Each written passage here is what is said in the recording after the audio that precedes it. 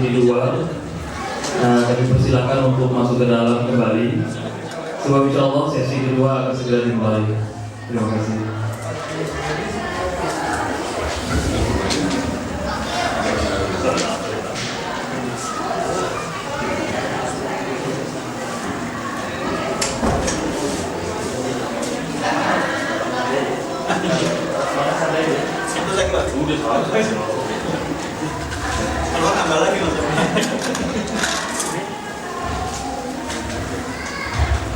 Assalamualaikum warahmatullahi wabarakatuh. Alhamdulillahirabbil alamin wassalatu wassalamu ala asyrofil anbiya'i wal mursalin sayyidina Muhammadin wa ala alihi wa sahbihi ajma'in. Alhamdulillah kita masih diberi kekuatan untuk kembali menghadiri majelis taklim daurah yang ketiga. Insyaallah pada malam ini kembali dibawakan oleh Ustaz kita.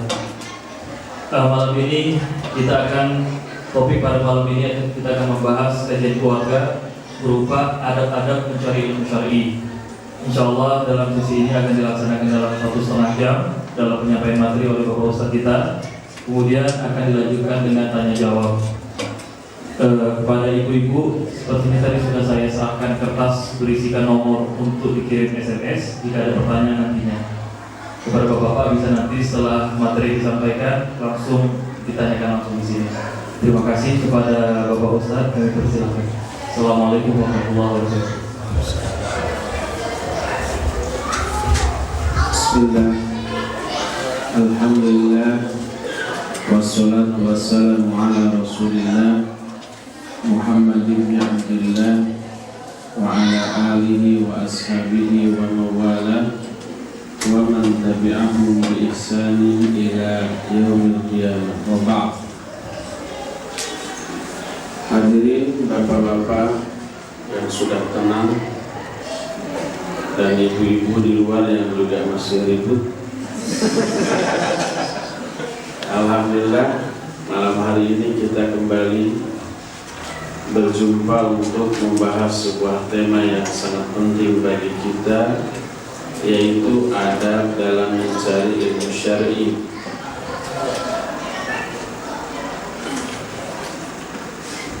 Ini sangat penting mengingat pertama betapa banyaknya orang-orang yang gagal dalam belajar ilmu syar'i. Dari ribuan santri di pesantren-pesantren belum tentu ada 10 orang yang berhasil menjadi orang yang menguasai ilmu syar'i. Terlebih apabila pengajian umum atau daurah seperti ini, dari 100 orang belum tentu ada 1 orang yang kelak menjadi ustadz umpamanya. Nah, kenapa demikian? Karena umumnya orang-orang yang gagal dalam proses pencarian ilmu tidak memperhatikan beberapa adab yang wajib dimiliki oleh setiap pencari. Nah, karena waktu yang terbatas serta poin yang sangat banyak, kita akan langsung memulai ke poin yang pertama dari adab yang harus diperhatikan dalam mencari ilmu. Adab yang pertama adalah ikhlas. Setiap penuntut ilmu wajib meniatkan menuntut ilmu yang dilakukannya secara ikhlas karena Allah SWT. Jangan sekali-kali diniatkan untuk mencari keuntungan dunia dengan belajar ilmu tersebut. Kenapa demikian? Karena pertama, mencari ilmu itu ibadah. Dan setiap ibadah wajib dilandasi niat ikhlas karena Allah. Wa ma umiru illa liya'budullaha mukhlishina lahu-d-din hunafa. Tidaklah mereka diperintahkan kecuali untuk beribadah kepada Allah dengan mengikhlaskan seluruh pelaksanaan agama ini hanya untuk Allah Azza wa Jalla. Nabi SAW menyatakan innamal a'malu binniyat wa innamal likulli imri'in ma nawa. Amal itu bergantung pada niat, dan setiap orang hanya akan peroleh balasan sesuai dengan niatnya. Ini yang pertama, kenapa mencari ilmu wajib meniatkan dengan ikhlas, karena mencari ilmu adalah ibadah dan setiap ibadah harus ikhlas. Kedua, adanya ancaman dari Rasul SAW dengan ancaman yang mengerikan, yaitu nggak dapat surga dan masuk neraka bagi orang yang ketika mencari ilmunya itu untuk kepentingan dunia. Belajar Islam umpamanya apa niatnya? Biar jadi dai beken, ustadz kondang, mubalik terkenal, dipuji di sana sini. Nah, itu niat yang sungguh keliru. Rasul SAW dalam hadis sahih riwayat Imam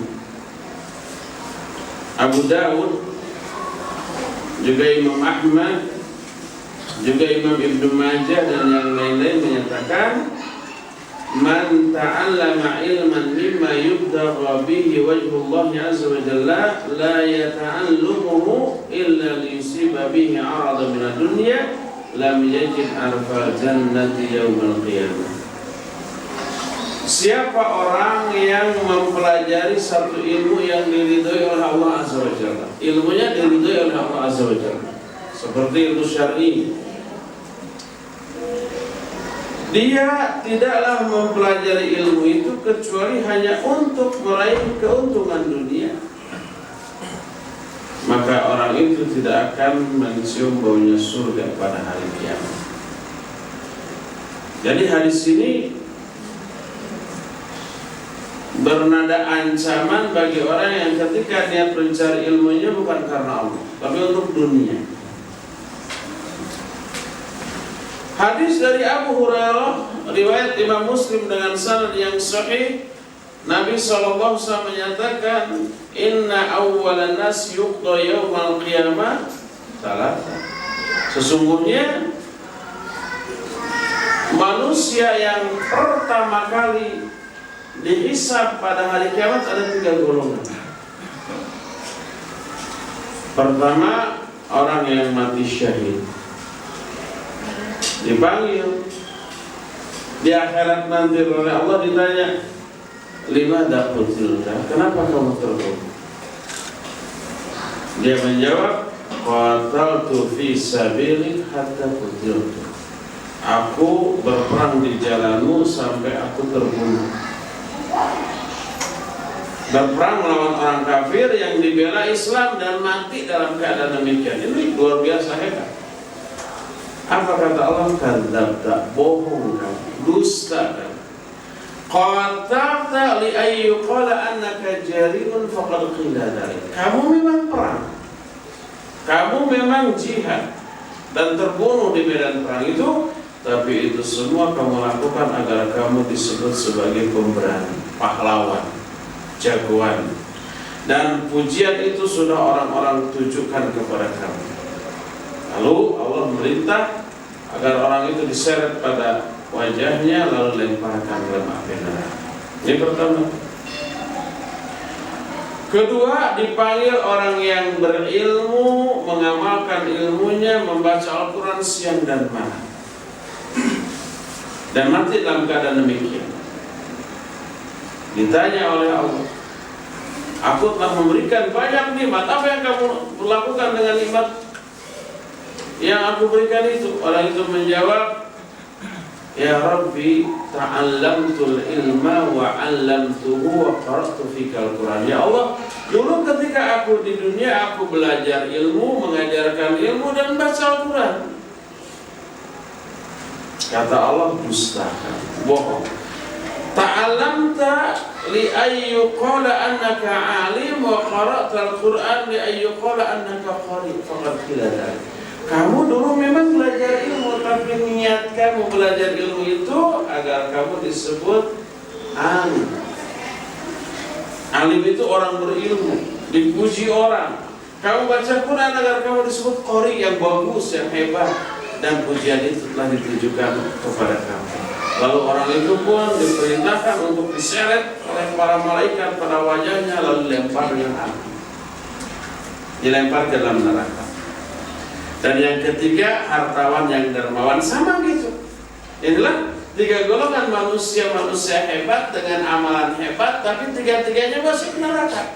Kurang bagaimana hebat jihad sampai mati syahid, kurang bagaimana hebat belajar ilmu, mengamalkan ilmu, mengajarkan ilmu, baca Quran, dan kurang bagaimana hebat hartawan yang dermawan sampai habis semua hartanya didermakan ke orang lain. Tapi kenapa tiga-tiganya masuk neraka? Bukan karena amalnya, tapi karena niat yang salah. Ancaman yang sangat-sangat mengerikan apabila seseorang meniatkan mencari ilmu untuk kepentingan dunia. Terlebih bahaya yang ditimbulkannya, pertama tadi ya, kedua, bila orang ini sudah berilmu, maka kelak ilmunya akan dipakai untuk meraih keuntungan dunia juga. Akibatnya apa? Akibatnya bila dia melihat ada orang yang menghalangi tujuan dia, bisa-bisa orang itu dibenci, dimusuhi. Contoh umpamanya orang yang belajar ilmunya ingin kelak menjadi ulama, lalu dihargai, dipuji. Ketika ada orang lain yang tidak, ketika ketemu orang-orang harus cium tangan gitu, ada satu yang nggak cium tangan langsung tersinggung. Seperti itu. Ketika umpamanya dia menguasai sebuah kota daerahnya, jadi dia keliling terus ngaji di mana-mana, ada ustadz lain, ulama lain datang, kemudian ceramah di kota dia tanpa izin dulu ke dia, tersinggung. Ini daerah saya, dia datang tanpa izin, gitu ya. Seolah-olah dakwahnya ada area apa, daerah kekuasaan segala macam. Dakwah kayak preman nanti, berebut lahan parkir gitu ya. Kayak gitu akhirnya. Nah, dan ini merupakan ujian yang pasti teralami oleh setiap orang yang berilmu. Berkata Imam Sufyan Ats-Tsauri rahimahullah, seorang yang selain berilmu juga ibadahnya hebat, keikhlasannya sudah menjadi buah bibir. Beliau menyatakan, ma'alattu syai'an asyadda alayya min ilajati niyyah. Aku tidak pernah mengobati sesuatu yang lebih sulit dibanding mengobati niatku. Imam Al-Baihaqi dulu pernah berkomentar begini, talabna al-ilma li ghairillah fa'aba illa ayyakuna lillah. Dulu kami pernah mencari ilmu bukan karena Allah, tapi gagal. Karena ilmu tidak bisa diperoleh kecuali karena Allah SWT. Masih kata Imam Al-Baihaqi, beliau menyatakan, wa akhirul asya'i nuzulan ala solihim hubbus syahra wa tasaddaq. Ujian terakhir yang Allah turunkan kepada orang-orang soleh adalah cinta popularitas dan cinta sanjungan. Sehingga banyak orang terfitnah dengan ini. Itu berawal dari boleh niat yang salah ketika masih jadi nyantrinya, masih jadi santrinya, masih belajar ilmu, niatnya salah. Untuk apa? Untuk mencari popularitas atau keuntungan dunia lainnya. Akibatnya ke bawah-bawah nanti dalam dakwahnya. Padahal dakwah wajib dibekali dengan dua hal. Pertama ikhlas, kedua ilmu. Coba lihat firman Allah dalam surat Yusuf ayat 108. Allah berfirman, "Qul hadhihi sabili ad'u ilallahi ala basiratin ana wa manittaba'ani wa ma ana minal musyrikin." Katakan olehmu hai Muhammad, ini perintah Allah kepada Nabi Muhammad SAW. Inilah jalanku. Hadhihi sabili ad'u ilallahi ala basiratin. Aku mengajak manusia kepada Allah atas landasan ilmu. Ayat ini oleh para ulama dipakai sebagai ayat yang menjelaskan wajibnya setiap orang yang berdakwah berbekal dua hal. Pertama ikhlas, kedua ilmu. Ikhlas diambil dari kata ad'u ilallah, aku mengajak manusia kepada Allah. Dakwah intinya mengajak manusia agar manusia itu taat kepada Allah, ibadah kepada Allah, tunduk kepada Allah. Makanya tidak boleh dakwah ditujukan agar manusia mengikuti kita. Siapa yang tidak ikut kita sesat. Siapa yang tidak mengikuti kita dimarahi, dibenci, dimusuhi. Siapa yang tidak menghormati kita dan seterusnya. Berarti orang itu dakwahnya bukan mengajak manusia kepada Allah, tapi mengajak manusia kepada dirinya sendiri. Ini bukan dakwah dunia, bukan dakwah ilallah, tapi dakwah kepada diri sendiri. Oleh karena itulah wajib dakwah itu ikhlas. Karena apa? Karena dakwah artinya mengajak manusia kepada Allah. Ud'u ila sabili rabbika bil hikmah. Ajaklah manusia kepada jalan Allah. Bukan ajak manusia untuk mengikuti kamu, bukan, tapi kepada jalan Allah. Dan yang kedua ilmu, yaitu diambil dari kata ala basiratin. Basirah adalah ilmu. Qul hadhihi sabili ad'u ila Allahi ala basiratin. Katakan oleh Muhammad, inilah jalan hidupku, yaitu aku mengajak manusia kepada Allah di atas landasan ilmu.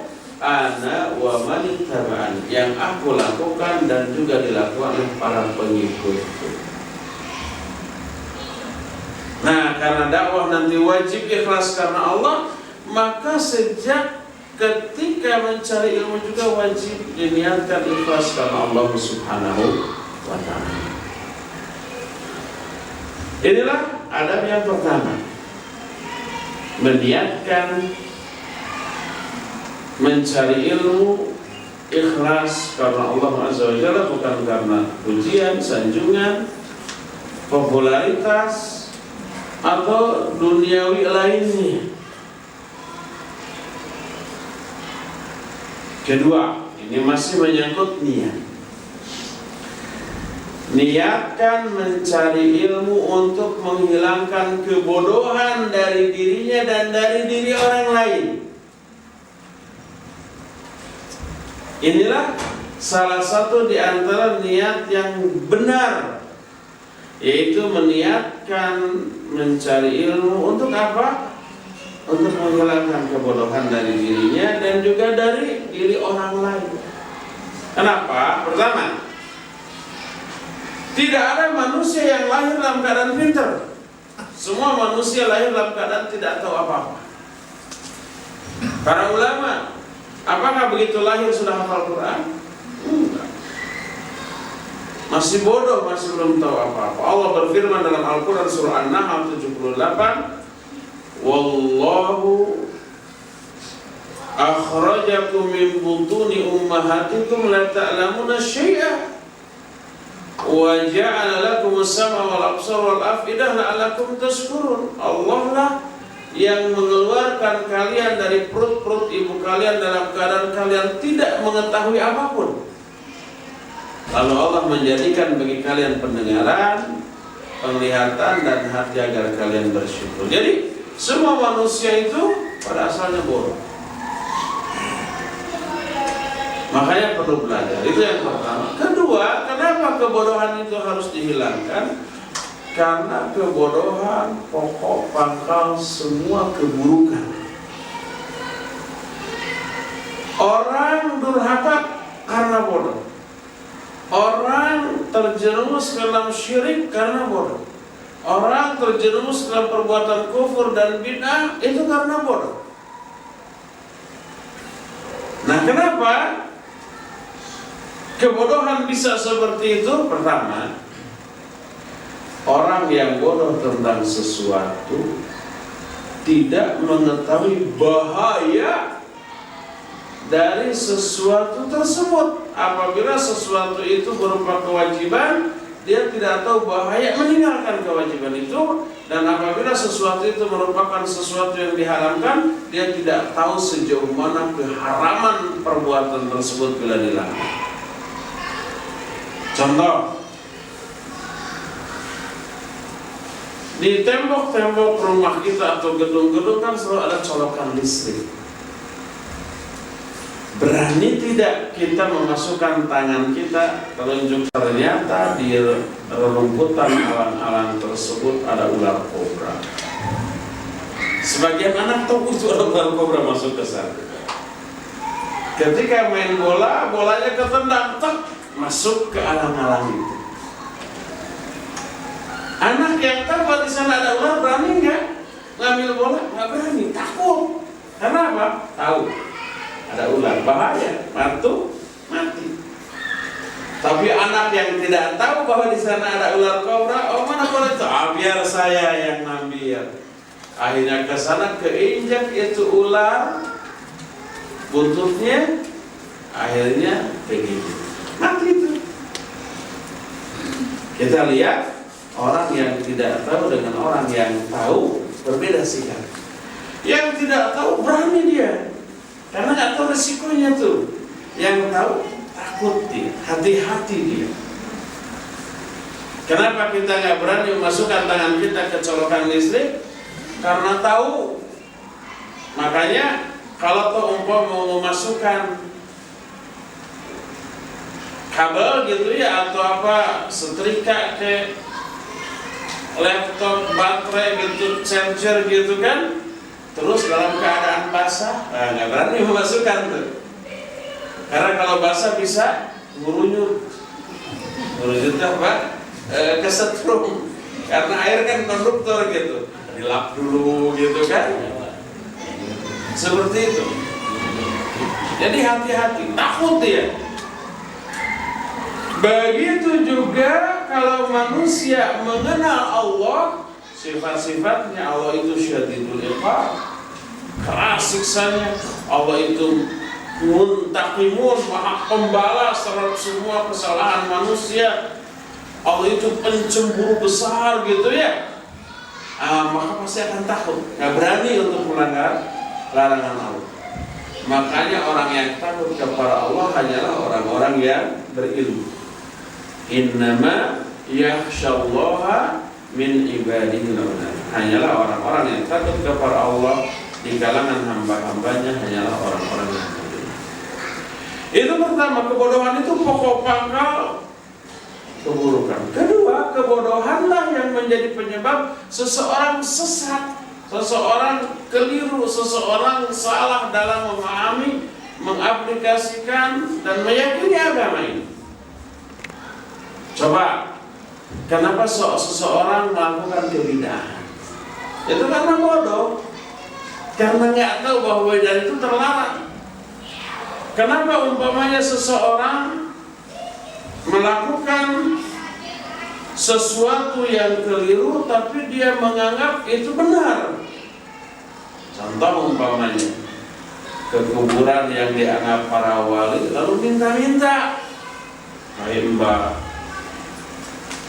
tolong beri saya jodoh," gitu kan?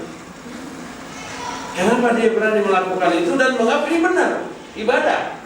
Yang dimintai orang soleh kok wali Allah gitu umpamanya ya. dia dekat dengan Allah. Jadi kalau langsung ke Allah kita nggak akan didengar. Makanya melalui perantara. Karena perantara dekat dengan Allah Azza wa Jalla. Lalu dia mengumpamakan sebagaimana kita mau menghadap presiden, mau langsung akan bisa tuh. Harus melalui perantara kan, ajudannya ke, protokolernya ke, atau apanya, atau menterinya yang dekat. Menteri sebelum ketemu presiden, ayo bisa diajak gitu. Nah mungkin kepada Allah juga begitu. Pola pikirnya seperti itu. Kenapa dia begitu? Karena bodoh. Di mana letak kebodohannya? Dia menyamakan Allah dengan manusia. Allah berfirman dalam Al-Quran, laisa kamitslihi syai'un. Allah itu tidak ada yang menyamai. Sifat-sifat Allah berbeda dengan sifat manusia. Manusia itu sekaya apapun, sedermawan apapun dimintai terus. Minta, kasih, minta terus. Lama-lama dia apa? Marah, kesal. Kamu ini kerjanya minta, kerja kan gitu. Allah sebaliknya, Rahman dan Rahim. Allah itu, Rahman itu apabila diminta dia ridho, apabila tidak diminta dia marah. Semakin sering manusia minta kepada Allah, semakin senang. Semakin manusia tidak meminta kepada Allah, Allah akan marah kepada yang tidak meminta kepada dia. Bedakan dengan sifat manusia kan? Tidak bisa disamakan antara Allah dengan makhluk. Kalau dengan makhluk bertemu harus melalui ajudan, harus melalui protokoler. Kalau dengan Allah nggak boleh seperti itu. Ud'uni astajib lakum, kata Allah. Minta, berdoalah kalian kepadaku, aku akan kabulkan. Tidak mengatakan mintalah kalian kepadaku nih melalui perantara nabiku. Enggak. Nih melalui perantaran orang soleh yang sudah mati. Enggak. Langsung kepada. Fa idza sa'alaka ibadi anni fa inni qarib ujibu da'watad da'i idza da'a. Kalau kamu bertanya kepadaku atau kalau hambaku bertanya kepadamu tentang aku, jawab aku ini dekat. Aku menjawab, mengabulkan semua doa yang ditujukan kepadaku. Nah jadi kebodohan-kebodohan itulah yang menjadi pokok pangkal dari kesesatan. Oleh karena itu wajib kebodohan ini dihilangkan dengan cara belajar. Berkata Imam Ahmad rahimahullah, al-ilmu la ya'diluhu syai'un liman sahhat niyatuh. Ilmu itu tidak ada bandingannya bagi orang yang benar niatnya ketika mencari ilmu. Ditanya oleh murid-muridnya, kaifa dzalik? Bagaimana niat yang benar dalam mencari ilmu itu? Beliau menjawab, yanwi raf'al jahli an nafsihi wa an ghairi. Dia meniatkan mencari ilmunya untuk menghilangkan kebodohan dari dirinya dan kebodohan dari diri orang lain. Contoh umpamanya, kita belajar fikih Bulughul Maram umpamanya. Dalam kitab Bulughul Maram ada bab sholatul tatawwu, sholat sunnah. Di sana dijelaskan hadis. Kata Nabi SAW, siapa orang yang memelihara 10 rakaat sholat rawatib, Allah akan membangunkan satu istana megah di surga. Lalu dijelaskan yang dimaksud istana megah itu gimana, rawatib itu gimana. Nah, terus coba ada nggak pengaruh bahasan hadis ini kepada orang yang mendengarnya? Ada. 10 rakaat itu satu istana di surga. Di dunia jangankan istana ini, nyari kosan satu kamar aja yang gratis nggak ada. Nah di sini di istana di surga yang pasti mewah, cukup dengan sholat 10 rakaat sholat rawatib. Terdahululah dia. Maka begitu ada sholat fardu rawatib dulu, selesainya sholat ba'diyahnya. Karena ingat seperti itu. Lain halnya dengan orang yang tidak pernah mendengar uraian hadis ini. Ngapain ya orang sholat fardu, sholat lagi capek-capek gitu ya, digaji enggak, dibayar enggak? Saya mah enggak, kan begitu. Beda itu pengaruh ilmu. terhadap manusia yang berilmu mah motivasi beramalnya lebih besar, yang tidak berilmu mah. Coba umpamanya ada pengumuman ditempel oleh dubes di sini di gedung. Apa pengumumannya? Siapa yang ikut menyapu kerja bakti di halaman gedung KBRI, ya, para nakerwan akan diurus visa pulang dan diberi tiket. Orang yang baca, para nakerwan yang bermasalah yang sudah 8 bulan di sini baca, gimana? Ada pengaruh nggak itu? Wah, ini mau pulang nih, mau pulang. Mana sapu? Mana lap? Wah, dan seterusnya. Terus ada nakerwan lain nggak pernah baca itu. Itu orang ngapain dia nyapu di jalan, nggak capek-capek gitu ya? Nggak tahu dia bahwa ada iming-iming itu tuh. Jadi beda pengaruh orang yang berilmu dengan orang yang tidak berilmu dari segi motivasi untuk beramal. Setelah itu beres, nyapu beres, keringat bercucuran, apakah sedih enggak setelah kerja? Enggak, dia sumringah. Karena apa? Karena tinggal pulang.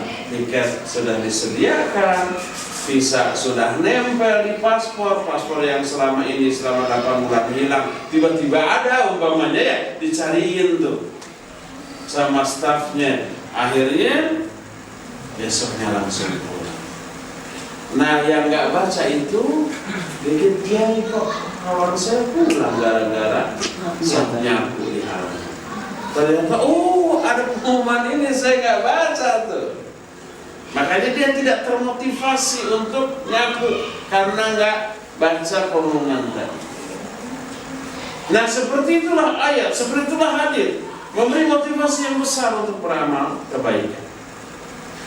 Oleh karena itulah, maka niatkan mencari ilmu itu untuk menghilangkan kebodohan dari dirinya, karena kebodohan pertama bisa membuat orang keliru, yang kedua kebodohan itu menyebabkan dirinya kurang termotivasi untuk melakukan kebaikan. Coba lihat, kalau ada orang rajin tahajud, saum Senin Kamis, itu semuanya rajin. Coba cari penyebab, pasti dia rajin hadir ke pengajian. Di pengajian itulah dia dapat motivasi itu, berupa ilmu tentang keutamaan tahajud, begitu menggiurkan, terdorong dia untuk tahajud. Umpamanya orang sudah pernah haji tapi hartanya banyak, kenapa haji lagi? Kenapa umrah lagi? Coba selidiki, pasti karena dia ngaji. Di pengajian itulah dia memperoleh keterangan bahwa umrah ke umrah itu menggugurkan dosa-dosa. Haji juga menggugurkan dosa-dosa. Tidak hanya dosa kecil tapi juga dosa besar. Walaupun bayarnya puluhan juta, bahkan kalau haji plus itu ratusan juta, nggak masalah uang. Yang penting diri kita bersih. Nah, itu motivasi seperti itu tidak akan teralami oleh orang yang tidak menghadiri pengajian yang membahas hal tersebut. Ini masih juga berkaitan dengan masalah niat, yaitu yanwi ad-difa'an syariah. Seorang penuntut ilmu harus meniatkan mencari ilmunya dalam rangka membela syariat. Seperti yang kita ketahui, kaum muslimin tidak akan mungkin kalah oleh orang kafir. Tapi kaum muslimin akan kalah karena perpecahan yang terjadi di antara sesama mereka. Karena perpecahan yang terjadi di antara sesama mereka, lemahlah. Ketika lemah, melawan orang kafir sudah kalah. Allah berfirman, wa atiullaha wa atiur rasul wa la tanaza'u fatafshalu wa tadhhaba rihukum wasbir innallaha ma'as-sabirin. Taati oleh kalian Allah dan Rasulnya, dan janganlah kalian berpecah belah. Lalu kalian menjadi bercerai-berai dan hilanglah kekuatan kalian. Baru dengan itu kaum muslim. Salah satu cara yang dilakukan oleh orang-orang kafir untuk melemahkan kekuatan kaum muslimin adalah disimpangkannya, disesatkannya, dibelokkannya pemahaman Islam mereka ke arah yang keliru, ke arah yang salah. Dididiklah beberapa pemuda Islam, dibiayai, dididik, diajari tentang Islam menurut versi mereka.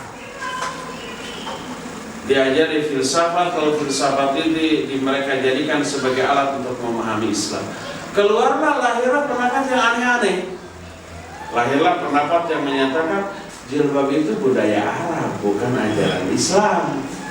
Fungsinya untuk melindungi tubuh dari debu-debu tuh, makanya orang Arab pakai itu, gitu kan?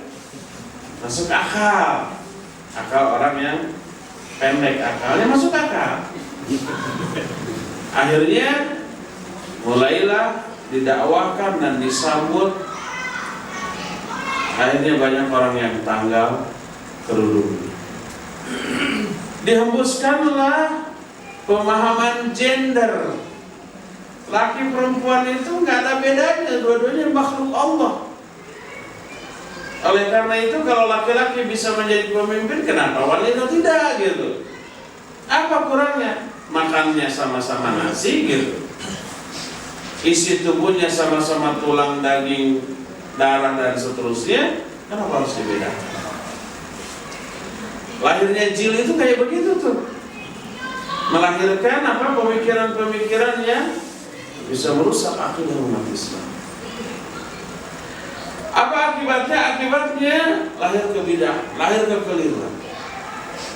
Kalau itu dibiarkan syariat tergerogol.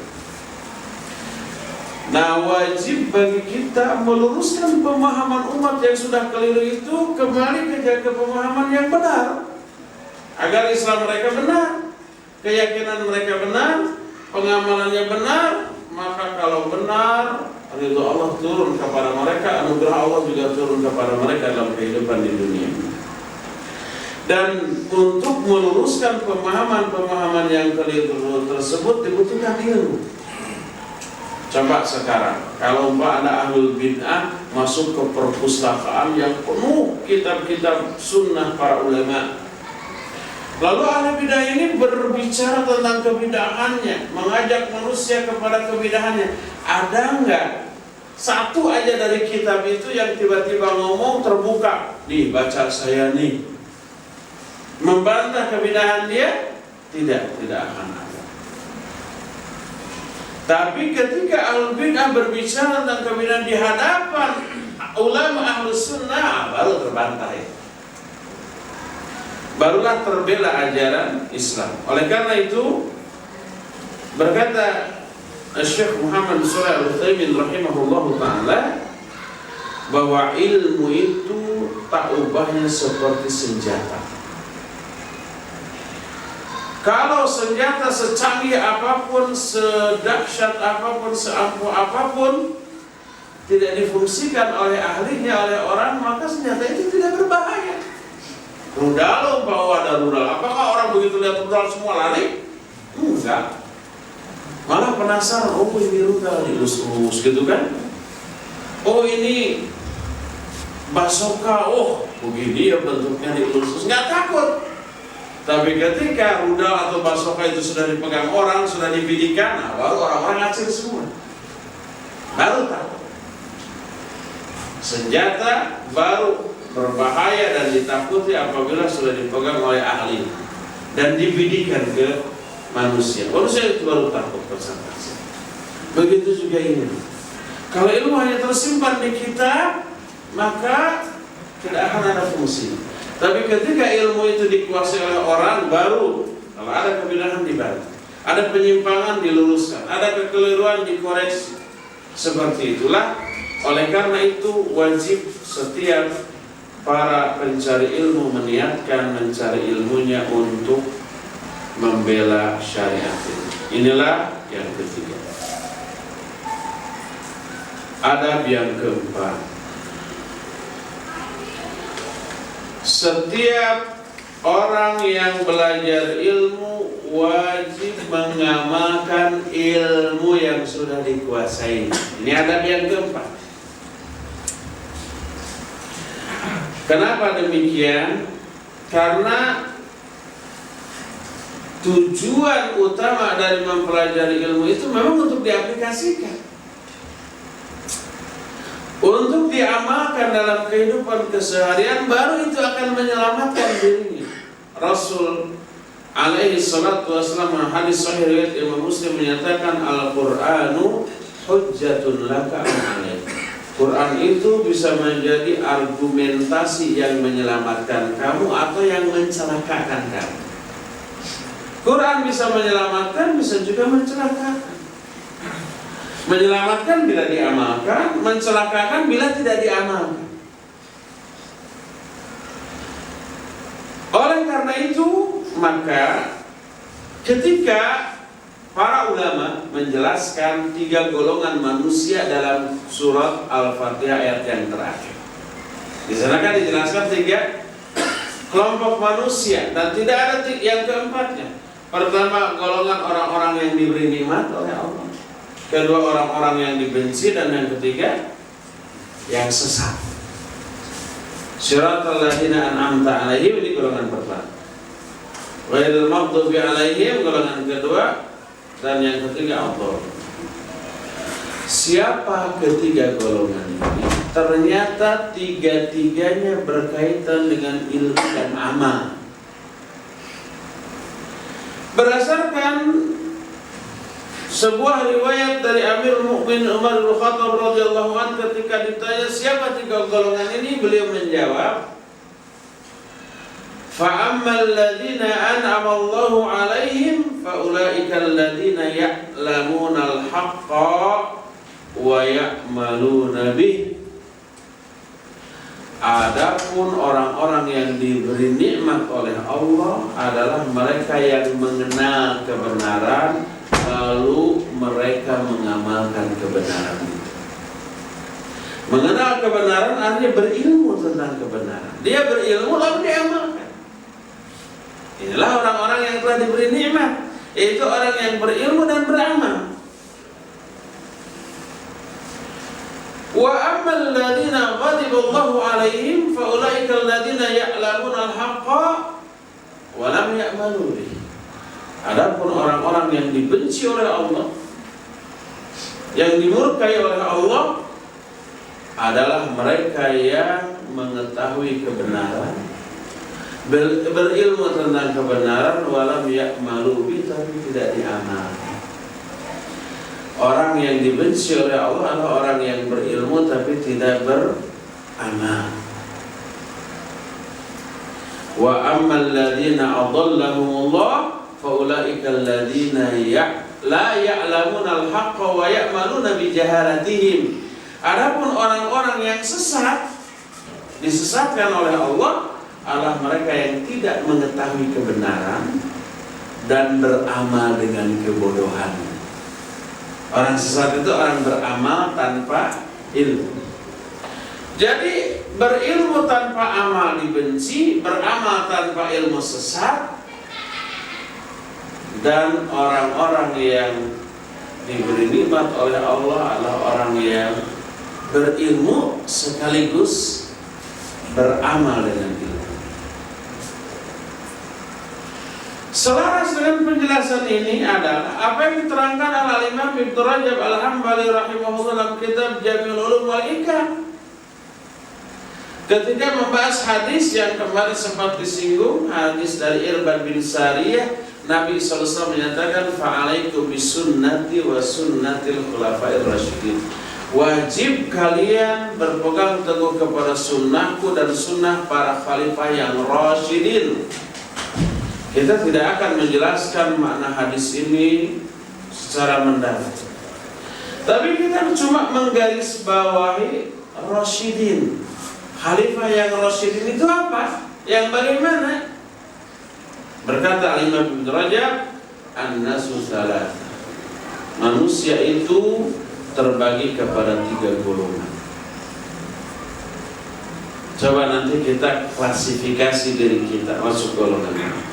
Pertama rasyid, kedua ghawin, ketiga dhalun.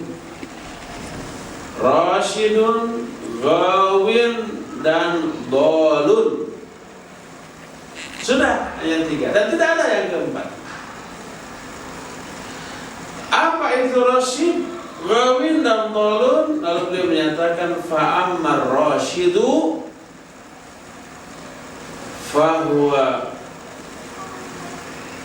man arafal haqqa. Sebutan itu oleh Nabi sudah dikatakan.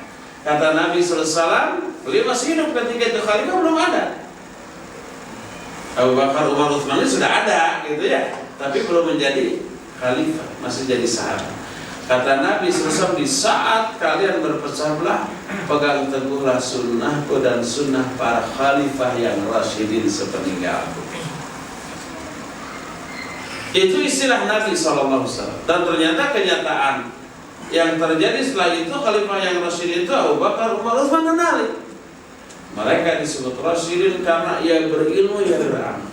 Ilmunya mereka aplikasikan dalam pribadinya dan dalam kekuasaannya sebagai khalifah. Itulah rasyid. Wa ammal ghawi, adapun ghawin tadi, fahuwa man arafal haqqa wa lam yattabi'hu. Orang yang mengenal kebenaran, tahu berilmu tentang kebenaran, tapi dia tidak diikuti. Dia belajar ilmu sekedar untuk ilmu. Dia belajar Islam hanya sebagai salah satu disiplin ilmu, bukan untuk diamalkan. Yang kemudian dikenal dengan sebutan Islamolog. Jadi orang Islamolog itu orang yang menganggap Islam itu hanya sebagai salah satu disiplin ilmu saja. Cukup untuk diketahui sudah jadi profesor, doktor di bidang itu sudah. Pengamalannya jauh dari ilmu yang dikuasai tentang Islam. Nah itu ghawin namanya. Adapun dhalun yang ketiga, malam ya'rifil haq wa ya'malu bijahli. Orang yang tidak mengenal kebenaran, tidak tahu kebenaran dan beramal dengan kebenaran. Jadi yang berilmu tanpa amal ghawin, beramal tanpa ilmu dhalun, berilmu dan beramal rasyid. Makanya dalam surah An-Najm ketika Allah menjelaskan tentang Nabi Muhammad sallallahu alaihi wasallam, Allah menyatakan ma dhalla sahibukum wa ma ghawa. Sahabat kalian ini yaitu Nabi Muhammad bukan dhal, bukan ghawin. Ma dhalla sahibukum, sahabat kamu itu tidak dhal, wa ma ghawa, bukan ghawin. Dhal itu beramal tanpa ilmu, ghawin berilmu tanpa amal. Nabi bukan begitu, tapi orang yang berilmu dan sekaligus mengamalkan ilmunya. Oleh karena itu, maka orang yang berilmu tapi tidak diamalkan itu ilmu, dia ghawin dan dia dimurkai oleh Allah Subhanahu wa Ta'ala. Orang seperti itu disebut syibhul Yahudi, serupa dengan Yahudi. Makanya ketika para ulama menafsirkan al-maghdubi alaihim, golongan orang yang dimurkai itu Yahudi, ad-dhalin itu Nasara. Kenapa? Karena memang serupa dengan Yahudi. Orang berilmu tapi tidak mengamalkan ilmunya, itu dinisbatkan kepada Yahudi. Karena apa? Karena Yahudi berilmu bahwa Nabi Muhammad ini benar-benar Nabi akhir zaman. Tahu tanda-tandanya jelas.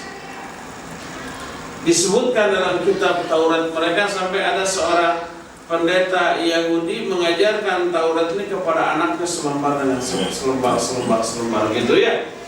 Nah suatu saat ada satu lembaran yang disobek, dilipat dan dilewat. Anaknya penasaran apa itu. Pokoknya udah kamu ikuti saja.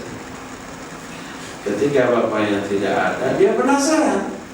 Dibuka itu lembaran yang disobek, dibaca. Apa isinya? Isinya menyatakan di Taurat itu nanti akan muncul Nabi akhir zaman namanya Ahmad dengan ciri-ciri bahwa dia lahir di Mekah, pindah ke Madinah, ciri-cirinya begini.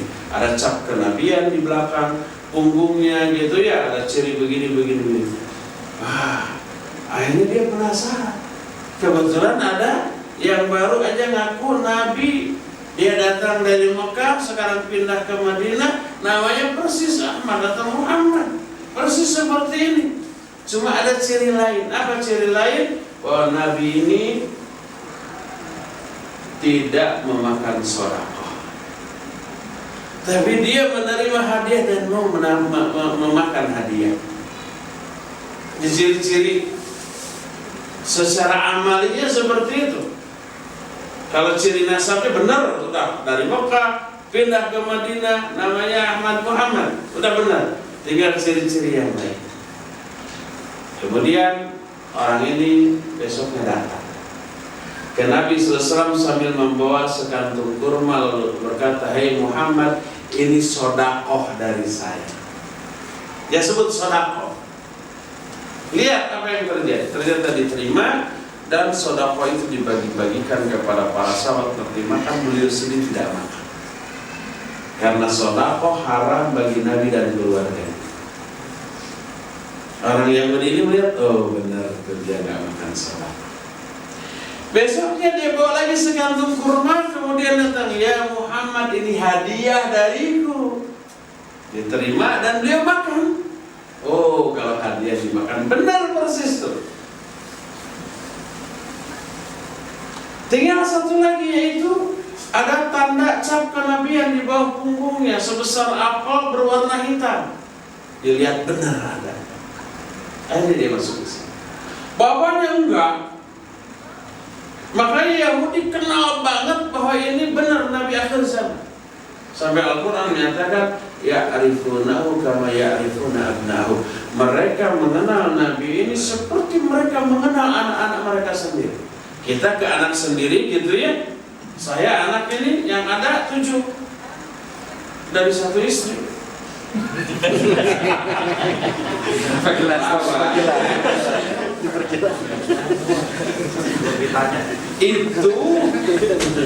Itu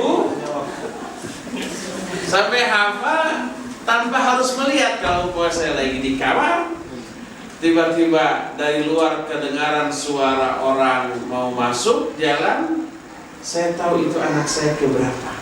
Dari cara jalan, dari cara buka pintu gitu ya. Dari apakah pintu itu ditutup lagi atau tidak, dan kalau ditutup lagi apakah keras, apakah lembut, itu tahu. Tanpa harus orang itu bunyi, anak saya tanpa harus ngomong, tanpa harus saya tanya, "Hei, itu siapa?" Enggak. Oh, itu tahu, ini si Cika, ini yang kedua, ini yang ketiga, dan seterusnya. Itu tahu, apalagi lihat orangnya itu nggak akan salah. Walaupun umpamanya 2 anak kembar, orang tuanya nggak akan terbalik, pasti tahu ini si sulung, ini si bungsu. Yahudi mengenal Nabi SAW itu seperti mengenal anak-anaknya, tapi mereka ingkar. Salah satu penyebab utama keingkarannya karena kecewa dan dengki. Mereka sudah meyakini Nabi akhir zaman pasti keluar dari bangsa mereka, bangsa Yahudi, karena sudah mentradisi dari zaman Nabi Ibrahim, Nabi Ishak, Yakub, Yusuf, Ayub, Shu'aib, Harun, Musa, Ilyas, Dzulkifli, Daud, Sulaiman, Ilyas, Yunus, Zakaria, Yahya, Isa. Itu semua Bani Israel. Semua Nabi dari Bani Israel. Makanya mereka pede banget Nabi akhir zaman pasti keluar dari Bani Israel. Ternyata Nabi akhir zaman keluar dari bangsa Quraisy. Kecewa mereka. Makanya mereka ingkar. Inilah yang dimaksud dengan mereka itu orang yang berilmu tapi tidak beramal seperti Yahudi. Karena memang Yahudi berilmu, ini Nabi asli, benar 100% tulen, tapi diingkari, tidak diimani. Makanya setiap orang berilmu tapi tidak mengamalkan ilmunya disebut syibul Yahudi, kayak Yahudi. Dari sinilah kita mengetahui bahwa wajib ilmu itu diamalkan. Al ilmu bila amalin kasyajaratin bila thamar. Ilmu tanpa amal seperti buah tak berpohon. Ilmu tak beramal seperti pohon tak berbuah. Terbalik. Seperti pohon tak berbuah. Apa sih yang bisa diharapkan dari pohon tak berbuah? Tidak ada kecuali kayu bakar. Sudah tebal jadikan kayu bakar. Seperti itulah orang yang berilmu tapi tidak beramal, tidak mengamalkan ilmu. Berdasarkan hal tersebut, maka wajib setiap penuntut ilmu untuk mengamalkan ilmunya. Dan itulah adab yang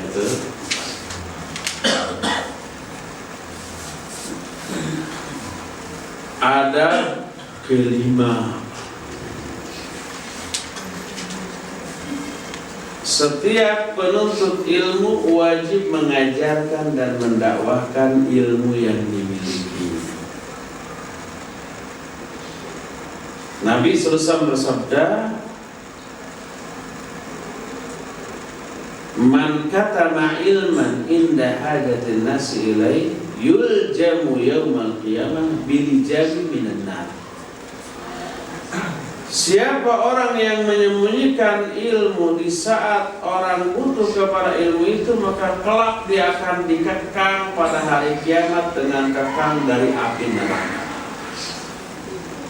Wajib disampaikan, diajar.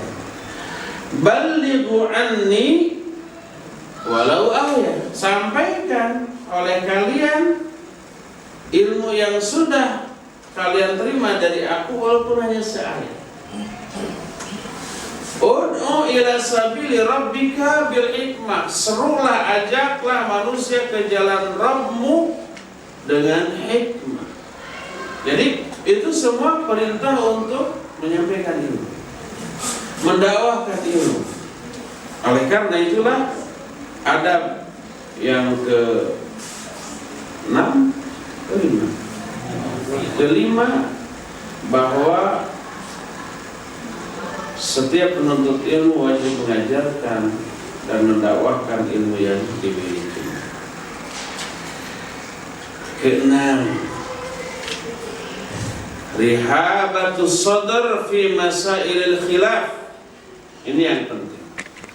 Salah yang wajib dimiliki oleh para pencari ilmu adalah berlapang dada dalam permasalahan yang diperselisihkan.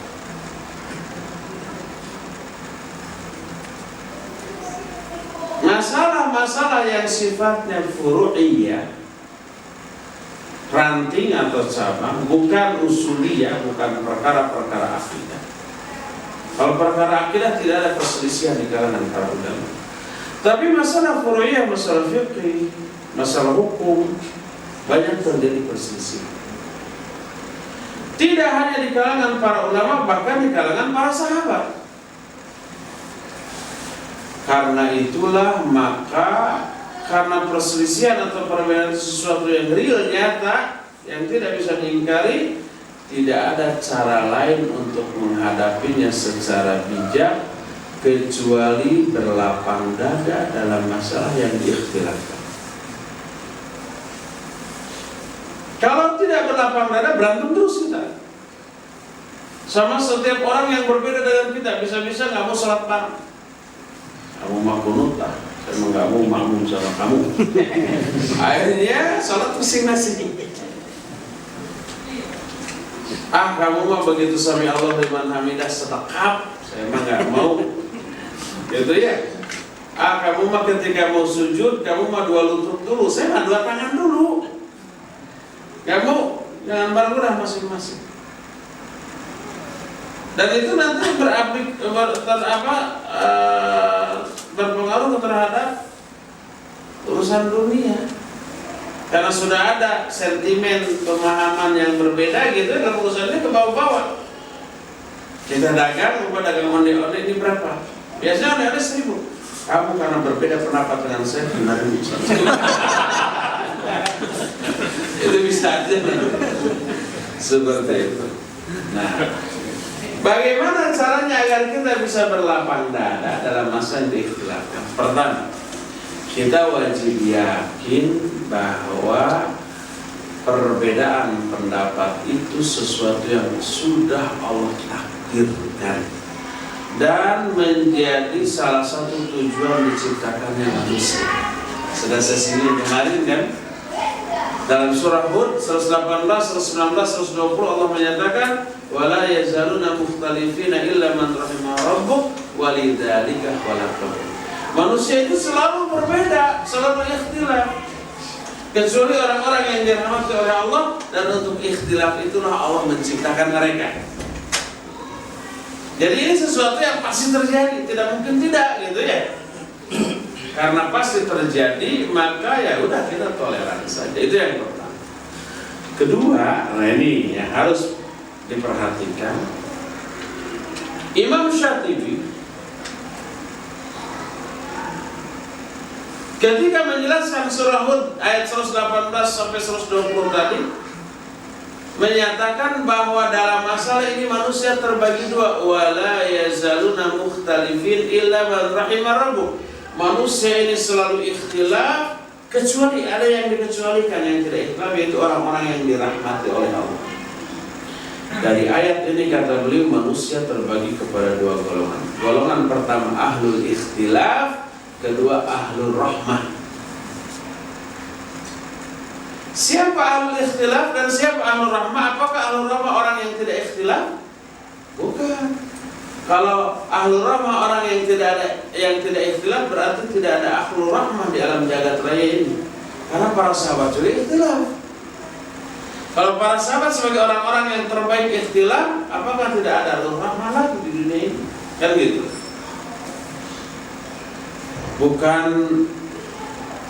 tidak ikhtilaf ahlul rahmah. Lalu Imam Syatibi menyatakan, fa'amal ahlul ikhtilaf fayakhtalifuna ikhtilafan yadurruhum, wa amma ahlur rahmah fayakhtalifuna ikhtilafan la yadurruhum. Adapun ahlul ikhtilaf adalah orang-orang yang ketika ikhtilaf mereka berikhtilaf dengan ikhtilaf yang menimbulkan madarat bagi mereka. Adapun ahlur rahmah adalah orang-orang yang berikhtilaf dengan ikhtilaf yang tidak menimbulkan madarat. Jadi ahlur rahmah tetap ikhtilaf tapi tidak madarat.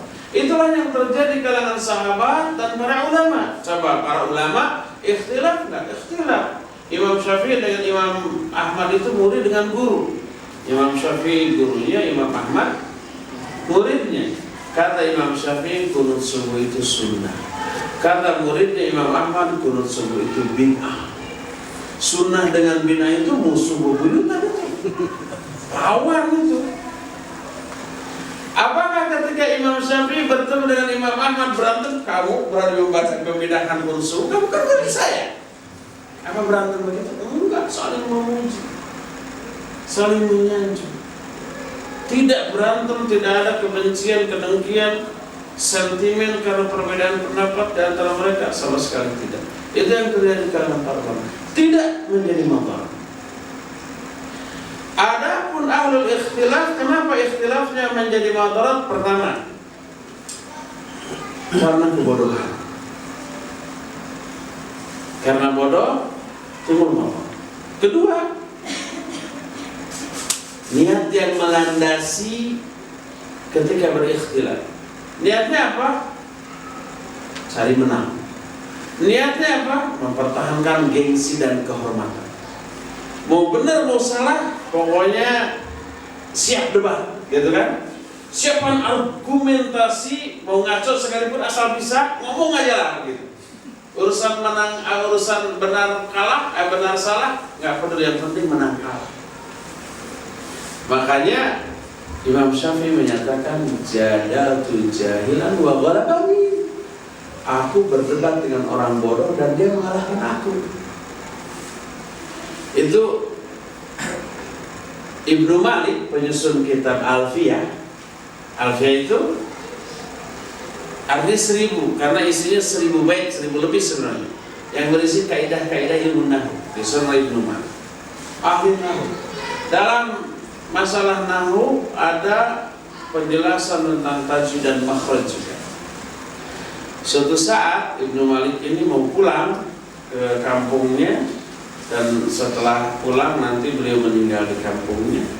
Itu di tengah jalan sholat Jumat di suatu masjid, dan imamnya membaca ayat atau hadis dengan tajwid dan makhraj yang keliru, salah. Lalu dinasihati. Berdua empat mata di belakang, dia marah, digusur itu Ibnu Malik ke tengah jamaah. Dia mau menganggap saya sesat, salah, keliru. Ayo, mau ngomong apa? Ini orang kelihatan jahil, gak ngerti apa tajwid, apa makhraj. Lalu Ibnu Malik bertanya, ma huwa makhrajul alif? Arti dari pertanyaan itu apa atau di mana tempat keluarnya huruf alif? Apakah dari dada atau dari tenggorokan atau dari mulut? Itu maknanya. Tapi si imam yang tadi itu nggak ngerti pertanyaan dari Ibnu Malik ini. Tapi dia kalau mau menjawab nggak ngerti, nggak paham, malu di hadapan jamaahnya. Lalu dia berkata, a, ba, ta, fa, terus huruf hijaiyah. Dia sebut sampai iya. Kan nggak nyambung dengan pertanyaan. Mendengar si imam ini bisa menjawab, jamaahnya langsung sorak, "Woi, imam